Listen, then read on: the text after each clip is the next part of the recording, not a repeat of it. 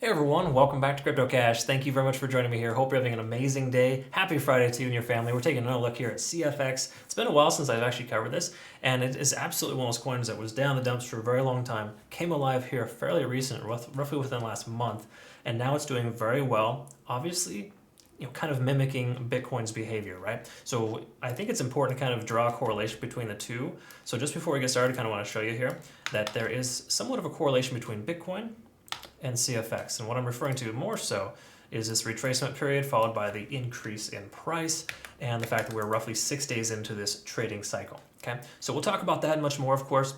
If you're new to the channel, just know I'm not a financial advisor. I love teaching people to trade. So I really hope you can learn something here today. Obviously, if you do, comment below. Consider becoming a community member. Actually, you do have crypto signals that I send out for our automated trading bots, as well as the fact that I've got an amazing community and, of course, a trading university. So you can go ahead and check out my trading university, of course. Really cool, awesome videos there to kind of help you become a better trader.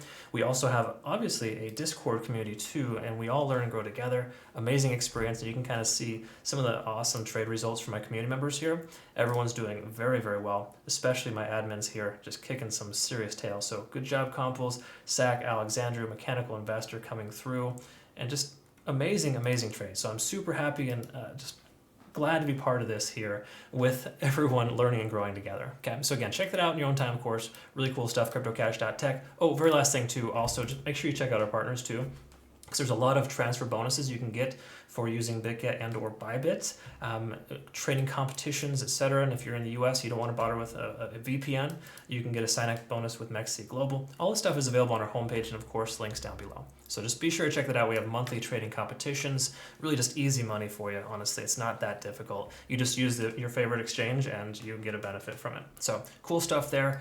We are rounding with Bybit for the moment to get a competition this month. So with CFX here, I got some Fibonacci retracement levels. Let's see if there's any large amounts of volume on the larger time frames here to kind of see.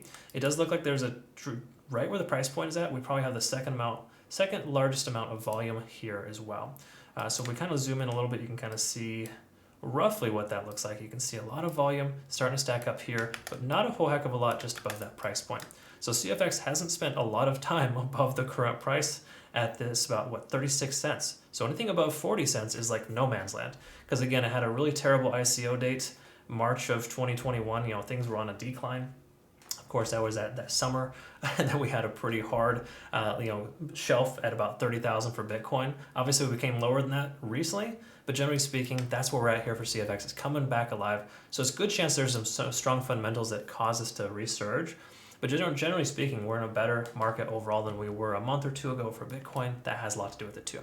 Okay, so going into the technical data here, that's basically what we're looking at. And if you want to get familiar with what's going on the back end, I cover a lot of high block capital data, a lot of things you cannot see on the charts, such as liquidation levels, open interest, bid-ask spreads, fear and greed index. These are all things that are extremely important to know. I cover this in my daily Bitcoin videos, so make sure you check that out too, so you can stay kind of abreast on that, go a little bit more in detail on what that means, because that does factor in here. Okay, open interest is higher. We're seeing a lot more shorts getting liquidated than longs, but that's going to start to come around because we have a lot of asks right now versus bids. So generally speaking, we're seeing a lot more shorts than longs at this point, and it continues to increase as the price gets higher. All right, that being said, CFX here, we can see we're testing 70 in the RSI, but haven't quite broken through that yet. Tentative resistance, we have a MACD convergence, of course, that occurred a few days ago. The price has been surging ever since. There's a good chance, though, that we're going to do one of two things. So bottom line here is we got this resistance tentatively here at about 33 cents, where we can see the price action gets stopped out. And then right now here today, even though we wicked above, we're still having trouble or difficulty passing that plane. So we can say that 33 cents is probably a strong resistance level. We can't close above that today. There's a good chance we'll see the price retrace. We could even see a cup and handle pattern form to eventually retry again later. Bottom line though, price is trying, and that's a good sign. We just haven't closed the candle yet, so it's not like a super positive sign. We are above all three moving averages, but that's kind of a big picture aspect. Look at the 4 hour, we are trending above the 20, which is good. If we can stay above that, we'll continue to push this trend upwards. If we break below, we'll probably rely off the 50-day SMA when it comes to it, and then bounces off that level for a handle type of pattern based on the cup and handle we're seeing. No guarantees on that, but that is something we pay attention to. Trends have a tendency of repeating themselves, but they don't have to, but they're typically more likely than not.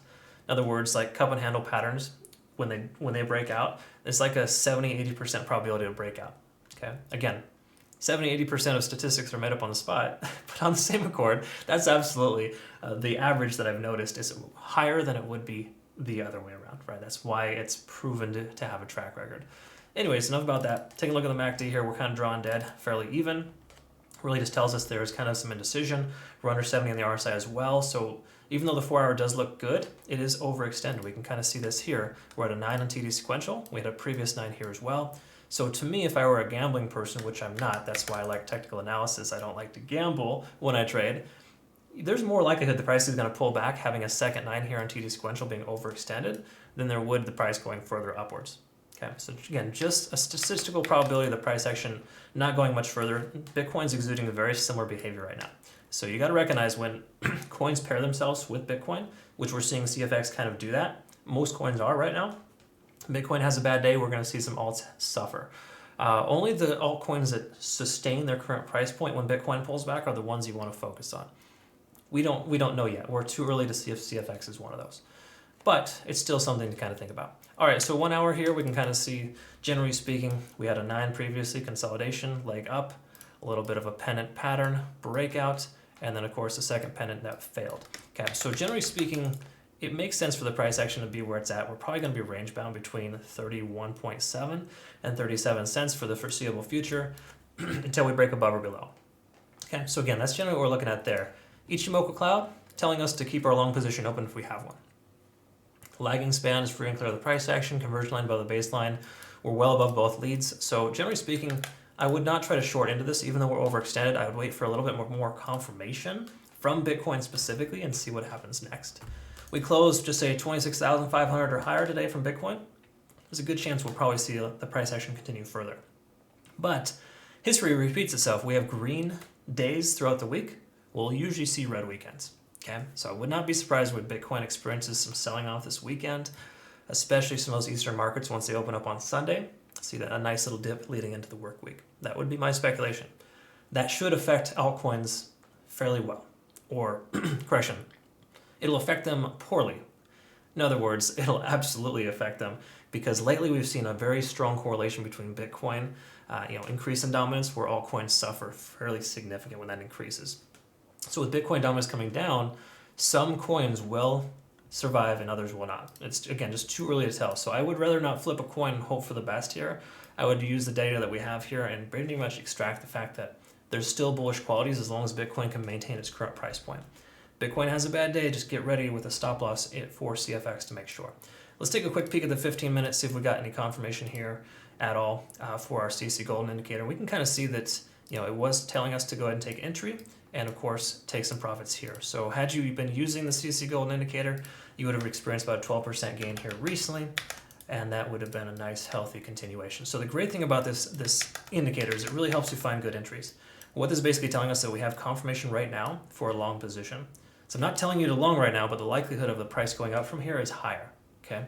So again, that's kind of the determining factor that I use. This is an indicator that I've created here recently, and we're going to have it available on our website very, very soon. So pay attention to that.